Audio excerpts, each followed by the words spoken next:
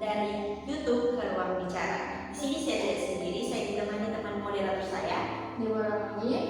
Dan saat ini saya dan Belinda kedatangan dua narasumber yang sangat spesial, dua mahasiswa Kristen yang mempelajari tentang agama-agama lain, terutama agama Hindu. Kita sapa, halo Kak Ina dan Kak Niki. Mungkin bisa memperkenalkan diri terlebih dahulu. Baik, terima kasih. Perkenalkan, nama saya Ina Kristi Montoitus. Saya merupakan mahasiswi aktif semester 5 di Institut Agama Kristen Kristen. Ya, sama seperti saudara Emilia, saya merupakan mahasiswa aktif dari Institut Agama Kristen Negeri Manado, khusus semester 5, dan nama saya Niki Satyarsi. Oke, sebelum kita lebih jauh ke intinya, mungkin Ino bisa menjelaskan lebih dulu kenapa sih Ino tertarik belajar agama-agama lain.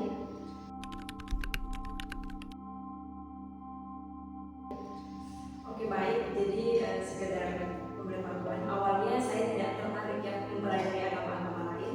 Jadi belajar tentang agama Hindu ini sebenarnya hanya bagian dari kewajiban saya sebagai seorang mahasiswi, karena ini merupakan mata kuliah wajib ya di program studi kami, program studi teologi, ada mata kuliah Hindu Buddha. Jadi di situ kami mempelajari tentang bagaimana agama Hindu dan juga agama Buddha. Nah, ternyata setelah saya belajar banyak hal yang saya temui, hal-hal yang sangat menarik, dan di situ membuka cara berpikir saya bahwa ternyata mempelajari agama lain itu bukan berarti saya mau atau saya akan berpindah keyakinan, tetapi justru ini semakin memperluas wawasan saya, semakin membuka cara berpikir saya. Apalagi kan kita hidup di Indonesia yang sangat kaya akan keberagaman, sangat plural, baik itu dalam hal suku, budaya, bahkan juga agama. Nah kalau saudari Niki, Ya, berbeda dengan saudara Emilia yang mengatakan pada awalnya tidak tertarik untuk belajar agama lain, tapi di saya pribadi sangat tertarik sejak semula ketika menjadi mahasiswa untuk mempelajari agama lain. Karena menurut saya, semakin saya belajar agama lain, iman saya matang dalam pembelajaran agama tersebut. Dan khususnya tentang agama Hindu, ketika saya belajar tentang agama Hindu, ternyata agama Hindu ini sangat unik, di mana di dalamnya ada perpaduan antara filsafat, kebudayaan, dan juga spiritualitas dalam kehidupan mereka sempurna.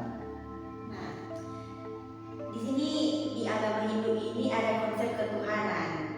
Nah, di video IGD Aryo Setiawan tentang konsep ketuhanan dalam agama Hindu, saya tertarik nih, bagaimana sudut pandang kalian sebagai mahasiswa Kristen, apa yang menurut kalian menarik dari video ini?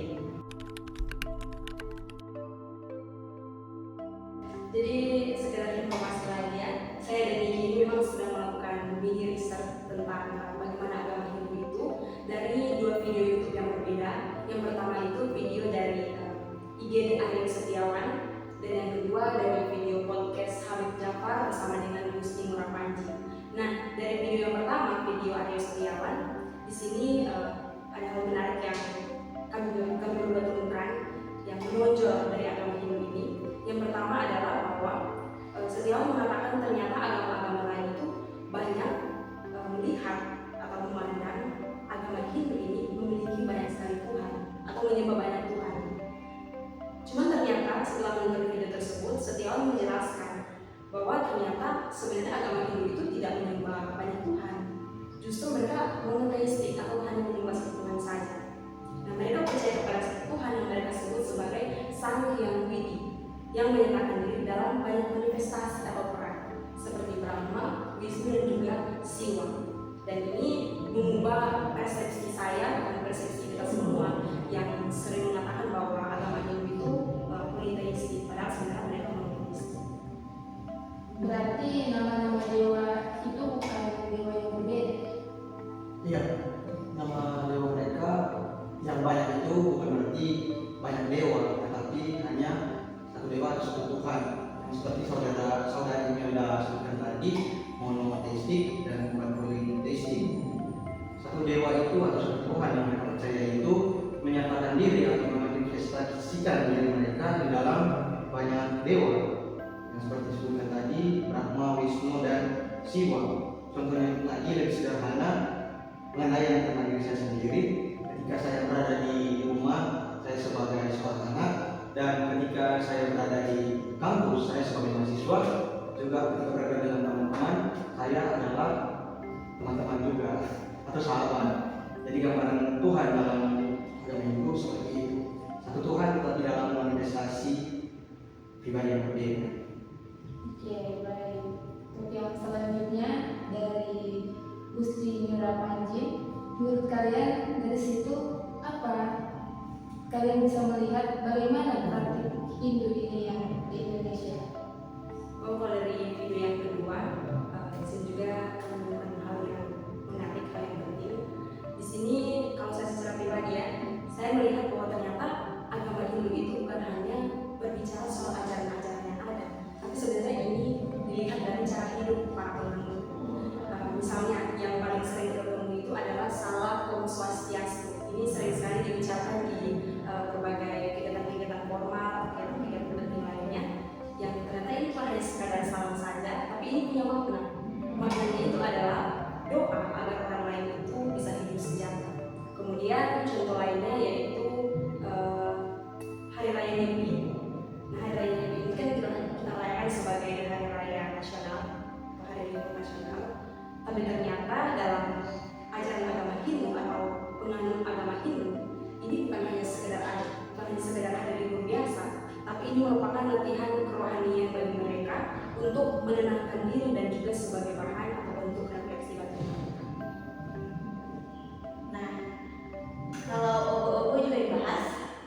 Nah, saya jujur penasaran dengan ini perayaan ogo-ogo. Ya, ogo-ogo seperti yang kita tahu bersama sangat kental di dalam masyarakat Indonesia, khususnya dalam agama Hindu di Bali. Tadi sudah disebutkan tentang Hari Raya Nyepi. Jadi ogo-ogo itu dilaksanakan sebelum Hari Raya Nyepi.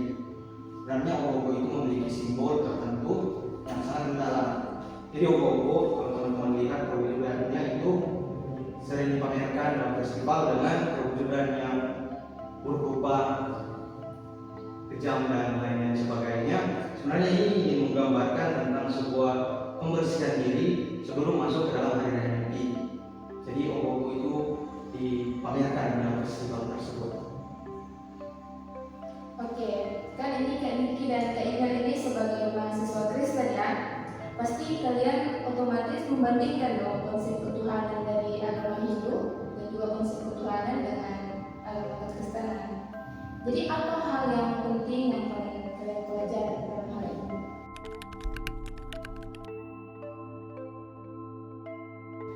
Sebenarnya setelah melakukan riset tadi, banyak sekali hal penting yang kami temukan dan kami pelajari. Tapi di sini yang kami highlight, yang kami garis bawahi itu yang pertama, kalau saya secara pribadi, saya menjadi sadar bahwa ternyata baik itu agama Hindu ataupun agama Kristen itu ternyata sama-sama punya keyakinan bahwa Tuhan itu satu. Jadi sama-sama memiliki paham mengenai istri sebenarnya.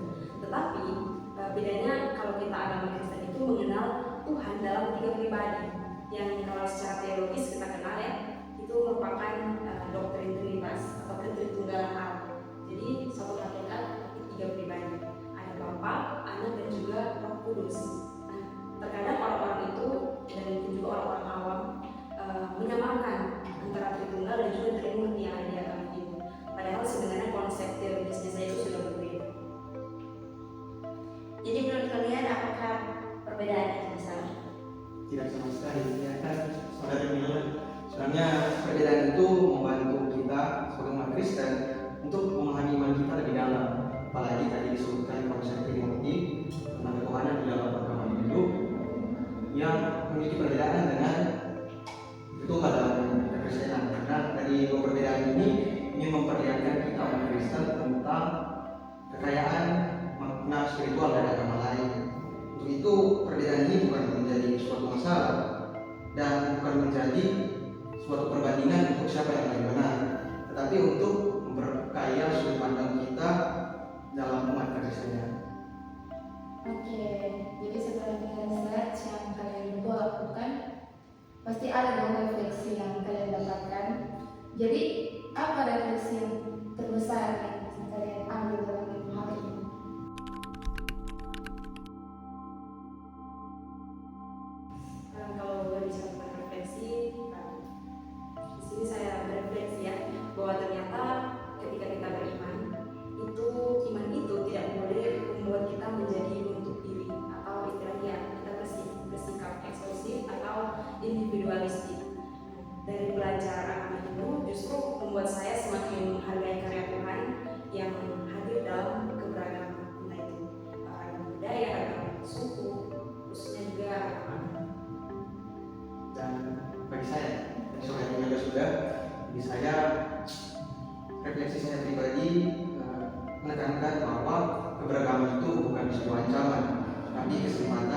khususnya bagi kita agama Kristen untuk belajar, berdialog, dan membangun kerukunan. Dan saya rasa Indonesia butuh hal tersebut. Sama seperti saudari Melda katakan tadi, Indonesia memiliki banyak keragaman, apalagi bicara soal agama. Nah, saya juga setuju dengan pendapat kalian masing-masing. Karena sebagai moderator saya juga banyak belajar dari perbincangan ini, bagaimana kita harus bersikap terbuka, bukan hanya dalam suku bangsa, tapi juga agama.